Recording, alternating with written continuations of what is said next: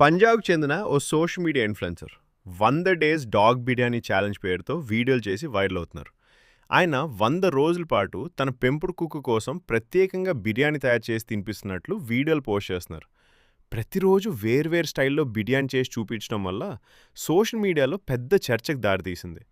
కొంతమంది దీన్ని వినోదంగా చూస్తుంటే, మరికొందరు జంతువుల ఆరోగ్యంపై ఆందోళన వ్యక్తం చేస్తున్నారు. వెటర్నరీ నిపుణులు కుక్కలకు మసాలా ఆహారం ఎక్కువగా ఇవ్వడం మంచిది కాదని సూచిస్తున్నారు. ప్రస్తుతం ఈ ఛాలెంజ్ నెట్లో ట్రెండింగ్గా మారింది. ఛాలెంజ్ ఏంటి? ఒక వీధి కుక్కను తెచ్చుకొని దానికి జిమ్మీ అని పేరు పెట్టి 100 రోజుల పాటు పెంచుతానని, 101వ రోజున దాన్ని చంపి బిర్యానీ వండుకుని తింటానని ఆ యువకుడు ప్రకటించాడు. ఛాలెంజ్ ఏంటి? ఒక వీధి కుక్కను తెచ్చుకొని దానికి జిమ్మీ అని పేరు పెట్టి 100 రోజుల పాటు పెంచుతానని, 101వ రోజున దాన్ని చంపి బిర్యానీ వండుకుని తింటానని ఆ యువకుడు ప్రకటించాడు.